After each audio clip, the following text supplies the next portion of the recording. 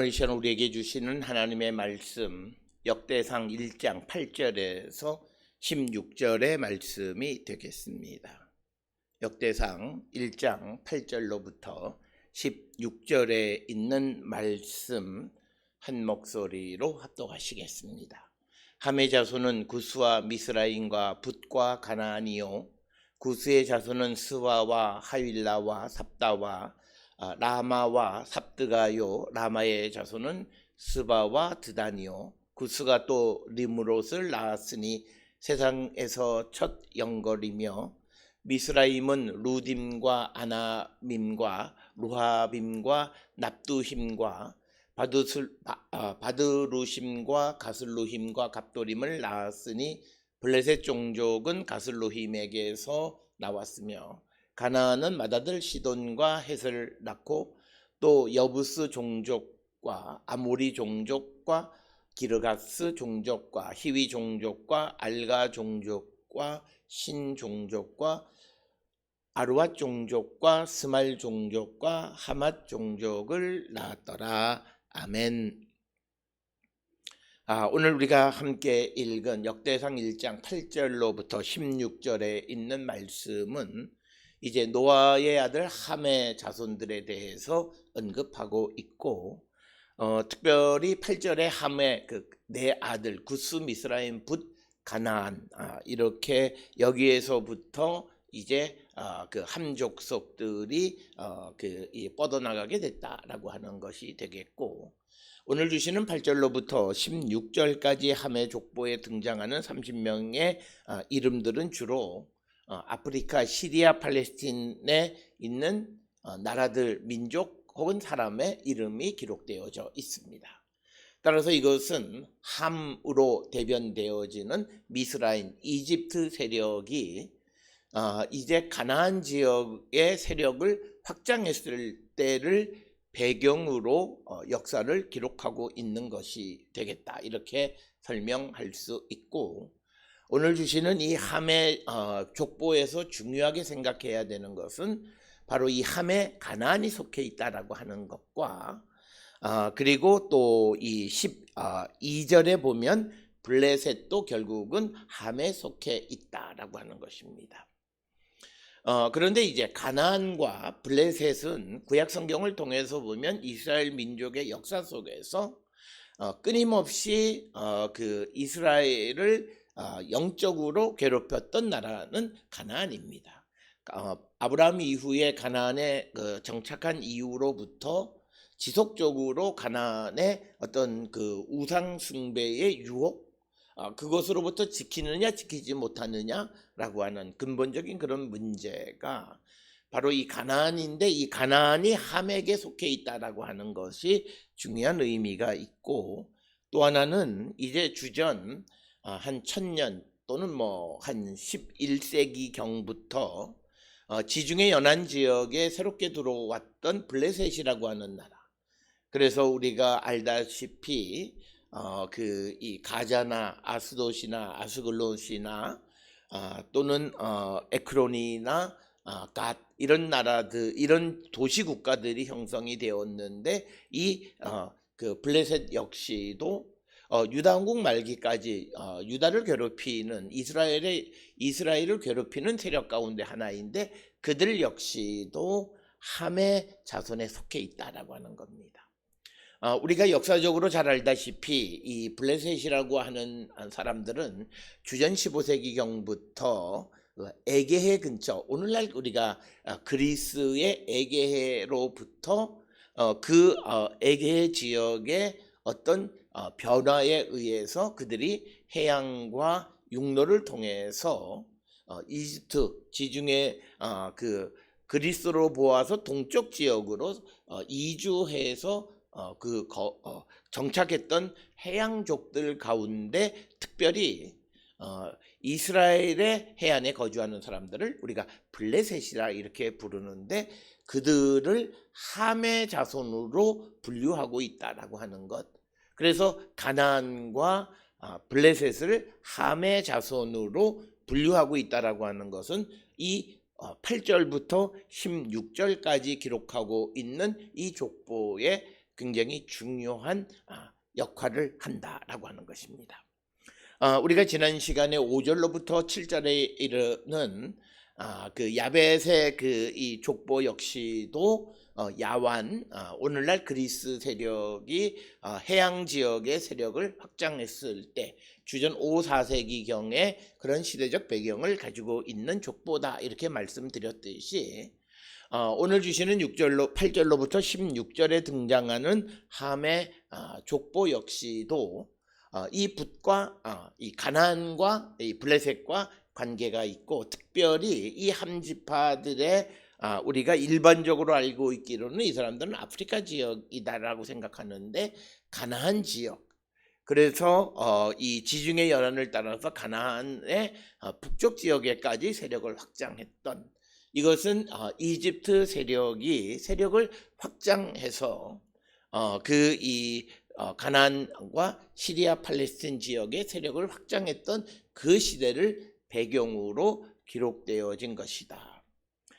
역사적으로 우리가 살펴보게 되면 이집트가 시리아 팔레스틴에 영향력을 미쳤던 시대는 뉴 킹덤 시대, 신왕국 시대 때의 세력을 확장했다가 주전 12세기경부터 다시 세력이 축소되어져서 이 그 시리아 팔레스틴 지역에는 소위 지역 세력, 즉 로컬 파워들이 이 세력을 얻기 시작했던 그런 시대입니다.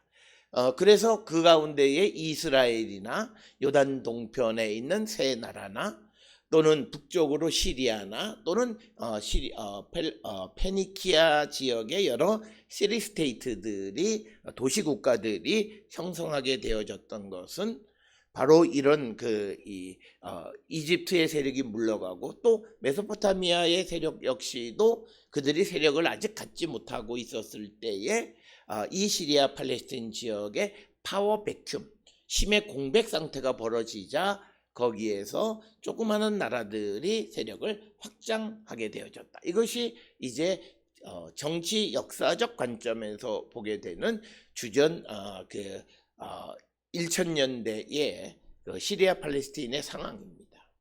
그러다가 주전 7세기가 되어지면서부터 다시 이집트의 세력을 확장해서 시리아 팔레스틴, 급기야는 아시리아와 전쟁을 하기에 이르게 되어졌다라고 하는 것. 그것이 7세기경입니다. 그래서 오늘 주시는 8절로부터 16절까지 함의 족보는 바로 이 7세기의 함, 즉 아프리카, 이집트 세력이 가장 세력을 확장했을 때의 그 상황을 우리에게 보여주면서, 그래서 그 이집트가 이스라엘을 괴롭히는데, 그런 이집트가 이스라엘을 괴롭히는 것은 그들이 이제 족보 안에 가나안이 속함으로 하나님의 저주를 받은 자들이다라고 하는 것을 우리에게 보여주는 겁니다. 특별히 우리가 잘 알고 있는 창세기 9장의 사건을 통해서 보면 가나안은 아버지의 하체를 보았기 때문에 저주받은 것으로 기록하고 있습니다. 바로 이 하나님의 저주받은 그 가나안이 함의 자손에 속하게 되어짐으로 말미암아 이제 고통을 당하는 유다 백성들에게 그들의 그 침략, 그들의 압제를 두려워하지 마라. 그들은 하나님의 저주를 받은 자들이기 때문에 그들의 압제는 곧 물러가게 되어질 것이다 라고 하는, 그것을 통해서 고난을 이기게 하는, 그래서 오늘 주시는 이 함의 족보나 족보들이 갖는 의미는 어떤 세력들의 계보를 보여주면서 그 계보 속에 있는 하나님의 심판받은 모습들을 삽입함으로써 그들이 지금 우리를 괴롭히고 있긴 하지만 그 괴롭힘을 두려워하지 말라라고 하는, 그들은 하나님의 심판을 받은 자들이기 때문에 결국은 멸망하고 말 것이다 라고 하는 것을 강조하는 것이 오늘 주시는 함의 자손에 가나안이 속한 것이 되겠고, 또 하나 우리가 잘 아는 것처럼 블레셋 역시도 블레셋이 주전 12세기경부터 시작을 해서 이 지중해 연안 지역에 정착함으로 함으로써 그들이 유다 왕국에 멸망할 때까지 그 이후까지도 지속적으로 세력을 유지하고 있으면서 유다와는 지속적으로 경쟁 관계에 있는 그런 나라입니다. 그런 이 블레셋 역시도 바로 이 하나님의 저주받은 자들의 계보 속에 속하기 때문에 결국은 그들은 망하게 되어지니 그들이 일시적으로 누구를 괴롭힌다 할지라도 그것 결국 그렇게 중요한 문제는 아니다라고 하는 그런 목적. 그래서 오늘 주시는 8절로부터 16절에 있는 말씀에 함의 자손의 족보에 하나님의 저주를 받은 가나안을 포함시킴으로 말미암아서 함 자손 자체가 즉 함으로 대변되어지는 이집트의 지배를 받고 있는 당시 주전 7세기 유다 백성들에게 희망을 주는 그런 목적으로 기록되어진 것이 8절부터 16절의 함의 그 계보가 되겠고, 그런 것들이 나중에 이제 역대기서를 기록할 때에 그 자료들이 오늘 우리가 보는 역대기서에 들어오게 되어졌다라고 하는 것입니다. 특별히 오늘 주시는 8절에 보게 되면 함의 자손은 구스, 미스라임, 붓, 가나안 이렇게 네 나라, 네 사람의 이름 혹은 인명 혹은 민족 이름이 기록되어져 있습니다. 여기서 우리가 잘 아는 구스는 오늘날 에티오피아 그런 지역을 말하고, 이 구스는 역대기 하에 의하면 이스라엘과 구스 사이에 전쟁이 있었다 이렇게 기록이 되어 있고, 그 다음에 등장하는 것이 이제 미스라임은 그 이집트에 대한 히브리어의 미츠라임이라는 겁니다. 그것을 우리말로 음역을 해놓은 곳이 미스라임, 이집트가 되겠습니다. 특별히 우리가 시편 78편 51절이나 105편 23절, 27절 그리고 106편 22절에서 보게 되면 함은 이집트를 상징하는 그런 나라로 기록하고 있습니다. 따라서 함의 자손의 족보를 통해서 강조하는 것은 미스라임입니다. 그래서 함의 족보에 미스라임과 같이 가나안이 들어있다라고 하는 것은 결국은 그들이 하나님의 심판을, 가나안이 하나님의 저주를 받은 자들이고, 결국 함 자손 그리고 더 나아가서는 이집트 세력은 하나님의 저주를 받은 세력이기 때문에 두려워할 이유가 없음을 설명하는 것이 되겠습니다. 오늘 주시는 이 족보에서 이제 우리가 9절 이하로부터는 구스의 후손이나 미스라임의 후손, 가나안의 후손들에 대해서 언급하고 있지만, 그러나 푼투라고 하는 아프리카 서쪽 지역, 어떤 이들은 이 붓이 리비아이다 이렇게 이야기하고, 그것은 이제 요세푸스가 그렇게 설명을 하지만 정확하게 붓이 어디인지는 우리가 알 수가 없습니다. 그런데 그래서 이 붓은 그 다음에 후손들에 대해서도 전혀 언급하고 있지 않습니다. 그 이유는 붓이 역사적으로 그렇게 중요한 역할을 하지 못했고, 특히 이스라엘 역사에 아무런 영향력을 끼치지 못했기 때문에 언급하지 않는 것으로 우리가 이해할 수 있습니다. 그래서 구스는 전쟁을 했고, 또 미스라임, 이집트는 이스라엘을 점령했던 일도 있고, 그리고 가나안은 우리가 잘 알다시피 이스라엘이 정착하는 그 지역의 사람들이기도 합니다. 그래서 우리가 함의 자손들 가운데 붓은 이스라엘 역사에 그렇게 큰 영향을 끼치지 못했기 때문에 붓의 후손에 대해서는 언급하고 있지 않다. 이 사실이 우리에게 보여주는 것은 족보라고 하는 것이 어떤 객관적인 혈연 관계를 나타내는 것이 아니라 그것을 기록하는 시대의 사람들의 어떤 정치적, 역사적 인식이 포함되어져 있다라고 하는 거예요. 만약에 우리가 함의 자손의 족보를 객관적으로 혈연적 관계 속에서 이것을 언급한다면 반드시 붓의 후손에 관한 기록도 등장해야 되지만 9절로부터 16절에서 붓의 후손에 대해서는 언급하지 않은 것은 바로 그런 이유이다라고 하는 것입니다. 그래서 이 그 8절에 가나안이 여기에 들어있는 것은 매우 중요하고, 이 가나안에 대한 것은 이제 13절에 가나안의 후손을 언급하는 데서 다시 한번 언급됩니다. 13절에 보면 가나안은 맏아들 시돈, 헷을 낳고 또 여부스 종족과 아모리 종족과 기르가스 종족과 히위 종족과 알가 종족과 신 종족과 아르왓 종족과 스말 종족과 하맛 종족을 낳았더라. 오늘 주시는 이 13절로부터 16절에 나오는 가나안의 아들들로 언급되어져 있는 것은 가나안이라고 하는 나라의 세력이 어디까지냐, 시돈 그리고 헷, 여기서 말하는 헷을 어디로 봐야 하느냐라고 하는 것은 굉장히 어려운 문제입니다. 성경에서 우리가 창세기서에서 헷은 가나안에 거주하고 있는 어떤 부족들, 그것을 헷이라고 부르기도 합니다. 그러나 우리가 근동 역사에 있어서 헷은 오늘날 히타이트, 그것은 곧 터키 지역을 얘기하는 겁니다. 그래서 가나안의 세력이 헷, 즉 터키 지역까지 확장되어졌느냐라고 하는 것에 대해서는 많은 학자들이 의문을 제기합니다. 그러나 또 시돈과 같이 언급되어지는 것을 통해서 아마도 좀 더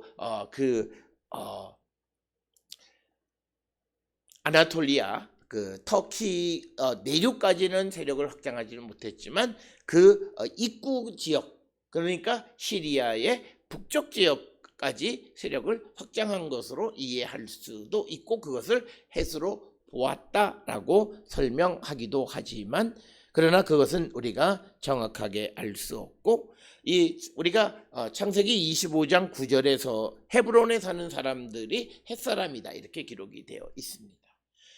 그 다음에 14절에 여부스, 아모리, 기르가스, 히위, 알가, 신종족, 이런 13절, 14절에서 등장하는 그런 사람들은 가나안에 거주하는 민족 등으로 구약성경에 자주 등장하는 그런 이름들이 되겠고, 그 가운데 15절에 알가라고 하는 사람들은 시리아 북쪽 지역의 트리폴리에 있는 아르카 지역에 살던 사람들이라고 설명하기도 합니다. 그 다음에 이제 16절에 등장하는 아르왓은 아르바드, 오늘날 페니키아 도시이고 오늘날은 루아드라고 부르는 그런 지역이 되겠고, 그 다음에 이제 스말이라고 하는 것은 아카드어 문서에는 찌미라 이렇게 기록이 되어 있고, 그 다음에 이제 하맛은 오른테스강 근처에 있는 하마, 오늘날 하마라고 하는 그 도시. 그래서 이 13, 14, 15, 16절에서 가나안의 세력이 가나안 지역뿐만 아니라 시리아의 북쪽 지역에까지 해안을 따라서 세력을 확장했는데, 이 지역 자체가 다 함의 즉 이집트의 영향 아래 있었다라고 하는 것이고, 그런 영향 아래 있던 그 시대는 주전 7세기경이다 이렇게 설명을 하고 있습니다. 그렇지만 우리가 이런 설명을 하기는 하지만 정확하게 그것이 이렇다라고 하는 역사 기록을 성경에서 찾아보기는 어렵고, 여러 성경의 이야기, 성경 밖의 기록들, 특히 아시리아의 이 아카드어로 된 역사 문헌들을 살펴보게 되면 이런 내용을 어느 정도 합리적으로 추정할 수 있다 이렇게 말씀을 드릴 수 있습니다. 그 다음에 이제 9절에 등장하는 구스의 자손은 스바, 그리고 하윌라, 삽다, 라마, 삽드가요. 그 다음에 라마의 자손은 스바와 드단이다 이렇게 기록이 되어 있고, 또 구스가 리므롯을 낳았으니 세상에서 첫 영걸이다 이렇게 기록하고 있습니다. 그래서 9절 10절에서는 이제 그 구스의 후손들에 대해서 언급합니다. 오늘 주시는 본문에서 스바라고 하는 지역은 성경에 여러 차례 등장합니다. 이사야 43장 3절이나 에스겔 27장 22절, 23절. 그러나 이 스바가 정확하게 어디냐라고 하는 것은 알 수가 없고, 또 9절에 등장하는 하윌라라고 하는 것도 창세기 10장 29절에서는 옥단의 아들이 하윌라다. 그리고 25장 18절에서는 이스마엘의 동쪽에 위치하고 있는 부족으로 기록이 되어져 있습니다. 이 하윌라라고 하는 그 시브리어, 이것이 시브리어라면 하윌라는 모래 땅이라고 하는 그런 뜻을 가지고 있고, 그래서 아마도 아라비아 남쪽의 어느 지역일 것이다 이렇게 추정을 하고, 구스가 이디오피아 역시도 이런 모래 땅과 밀접한 관련이 있다 이렇게 설명을 합니다. 또 이어지는 삽다와 라마, 삽드가 이 지역들에 대해서도 정확한 위치를 우리가 알기 어렵고, 또 라마의 자손인 스바와 드단 역시도 우리가 정확하게 그 위치를 알 수가 없습니다.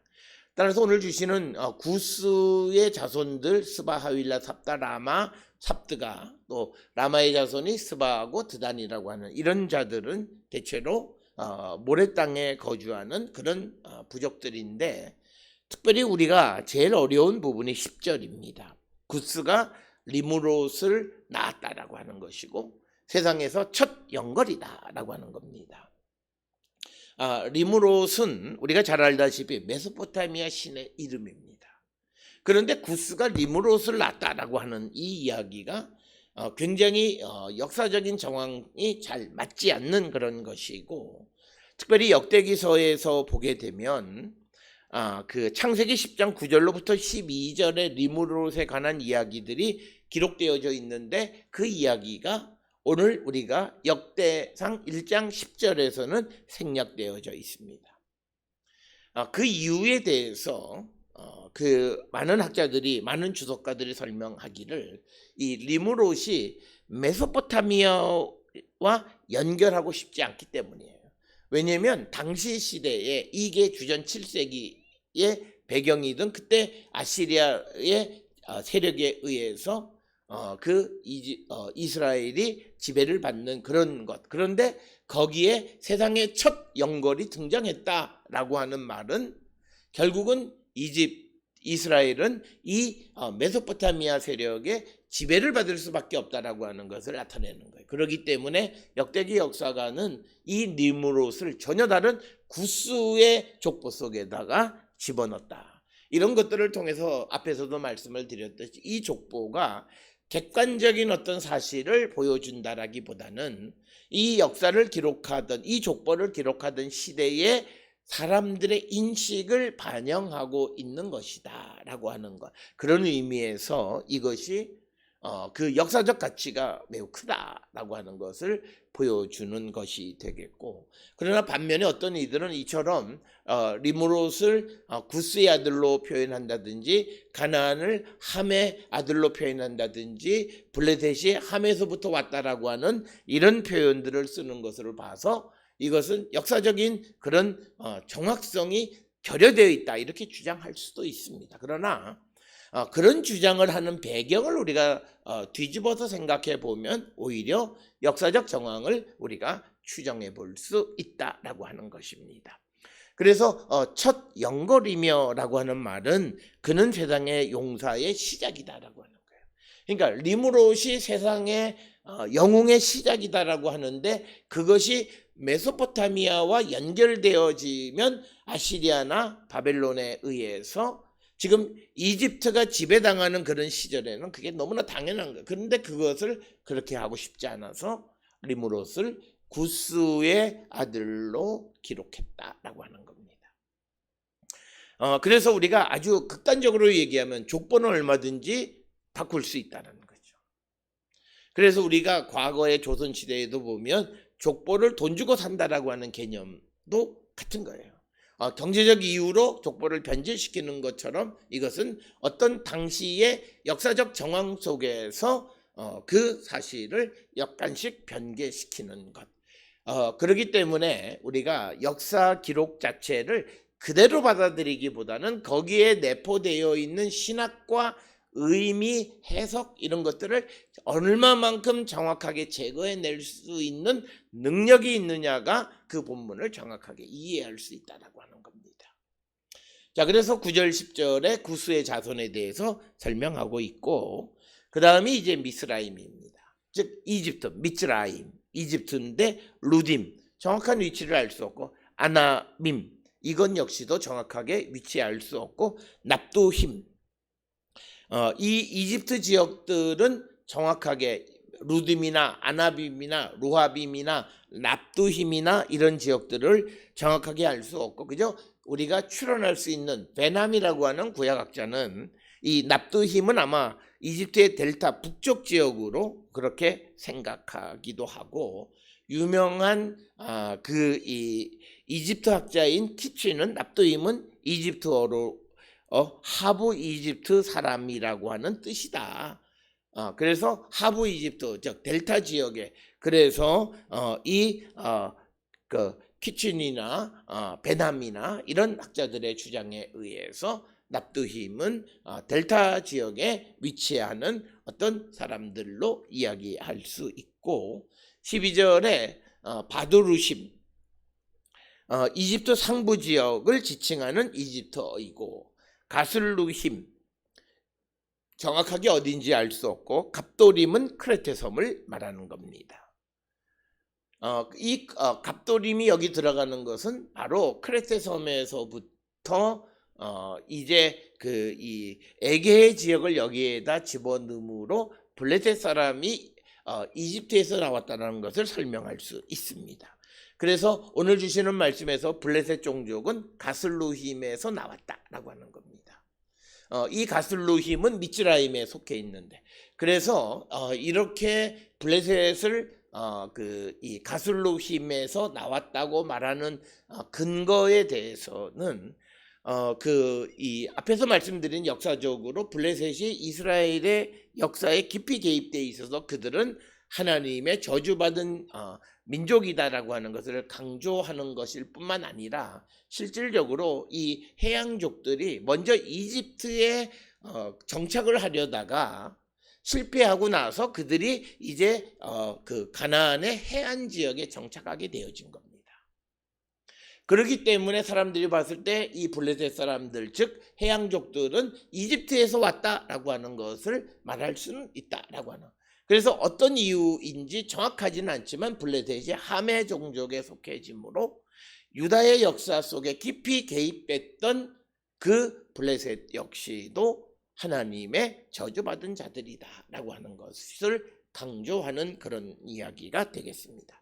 따라서 오늘 주시는 그 8절로부터 16절까지 하메 이 족보를 통해서 보게 되면, 이 족보라고 하는 것이 어떤 특정한 시기에 어느 사람들이 지배하고 있는 그 영토를 나타내는 것이기도 하고, 그러면서 이 유다의 입장에서는 자기들이 해결할 수 없는 그 나라들은 하나님의 저주받은 민족이라고 하는 것을 강조함으로써 그 유다 백성들을 위로하고 소망을 주는 것이 오늘 이 함의 족속의 족보와 같은 그런 것이다. 그래서 함의 가나안이나 또는 블레셋과 같은 그런 아주 그 고질적인 그런 나라들을 삽입시켰고, 그리고 가나안이 삽입되어짐으로 이스라엘을 괴롭히는 이집트는 결국 하나님의 저주받은 나라이다라고 하는 것을 강조하는 것이 오늘 주시는 역대상 1장 8절로 16절입니다. 어렵고 힘든 시대를 살아갈 때에 자기들이 어떻게 할 수 없는 거대한 세력에 대해서 그것을 물리치고 그것을 극복할 수 있는 힘은 결국 그들은 하나님에 의해서 물러갈 수밖에 없다.